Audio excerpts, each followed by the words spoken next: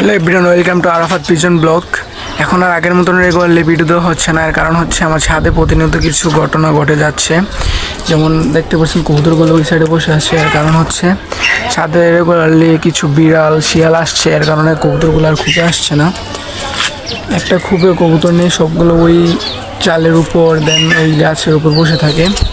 তো শিয়াল আর বিলাইয়ের জন্য ছাদে আর কবুতর পালা হচ্ছে না, কারণ আমার ছাদের আশেপাশে অনেক গাছপালা, এই গাছপালাতে অনেক বিলাই বা শিয়াল উঠে যায় ছাদে। ছাদের কবুতর পালবো না ঠিক করেছি, ছাদের আর কবুতরের ভিডিও দেখবেন না, আপনারা পাবেন না। ছাদে না পারলে কবুতর পালা ছাড়তেছি না। এই ঘরটাতে এখন থেকে রেগুলারলি কবুতর পালবো, এই ঘরের ভিডিও পাবেন আপনারা।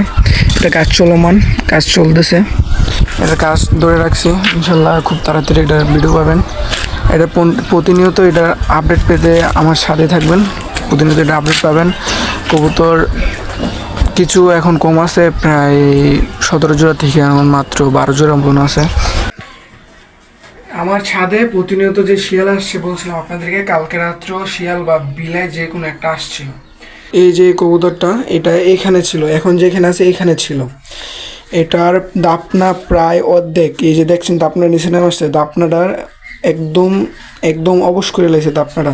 এটা দাপনা না লড়াতে পারে না, এটাকে নিয়ে চলতে পারে, একদম অবশ করে লেগেছে। আমি এখানে রেখে গেছিলাম, সকালে এসে বেসতে এইখানে, এই যে দেখেন রক্ত পড়ে আছে।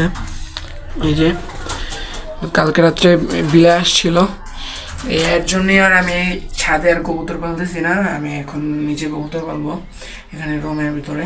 তো রুমের ভিতরটা আসেন আপনাদেরকে দেখাই কি অবস্থা। যাচ্ছি কবুতর, ছাদে আর পালবো না, এখন থেকে এই ঘরটিতে পালবো।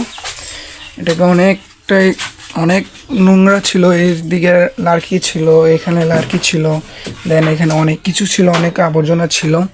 আপনারা হয়তো এর আগে প্রথম আমার যে ভিডিওটা, ওই ভিডিওতে এই ভিডিও দেখে থাকতে পারেন, কবুতর যে মারা গেছিলো ওই দিন।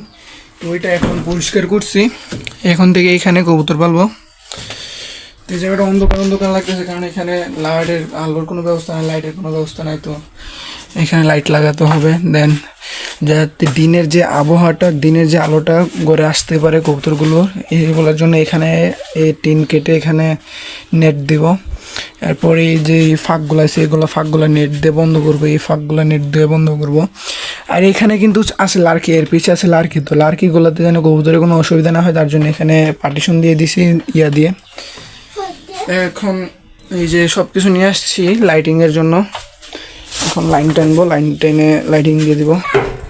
আলহামদুলিল্লাহ লাইট লাগানো হয়ে গেছে, এখন বাকি কাজগুলো করব, বাকি যে কাজগুলো আছে এখন এগুলো সম্পূর্ণ করবো। এখন লাইট লাগানো হয়ে গেছে, এখন ফ্লোরটা ঠিক করব, ইটগুলো সমান করে এর উপর আস্তর হবে। আস্তরটা আজকে হবে না, আস্তরটা হবে আগামীকাল। আজকে শুধু ইটগুলো সোজা করবো, এগুলো এইভাবে ইয়ে করছি। চলেন এখন ছাদে যাই খুবগুলো কাটি এগুলো পরিষ্কার করে ওগুলো কালকে এখানে ফিটিং করে দেবো।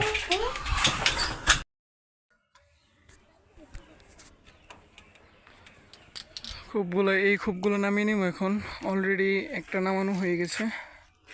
এখন এইটা 5 খোপ হলোটা নামাবো, এটা রাখবো, এটা যাতে কবুতর আছে, এই একটা কবুতরই খুপে আসে, বাকিগুলো সবগুলো ওইখানে থাকে, এই একটাই খুপে আসে। এটা আসার একটা কারণ আছে, এটা এত দূর উড়ে যেতে পারে না, এটা একটু ওড়ার শক্তিটা কমে গেছে, পাখার যে শক্তিটা কমে গেছে, তো এটা এখানে উঠতে কষ্ট হয়, এখানে থাকে কিন্তু এখানে যায় না। এটা যদি উঠতে পারতো এটা এখানেই থাকতো। তো এই খোপটা শুধু থাকবে আর এই তিনটা খোপ থাকবে। এটা নিয়ে যাব এখন, এটাও নামাই ফেলবো, নামাই এখানে পরিষ্কার করবো। আলহামদুলিল্লাহ খোপগুলো নামানো হয়ে গেছে, এখন এগুলোকে পরিষ্কার করে নিচে নিয়ে যাব। আজকে ভিডিওটা এতটুকু পর্যন্ত, সবাই ভালো থাকবেন, আল্লাহ হাফেজ।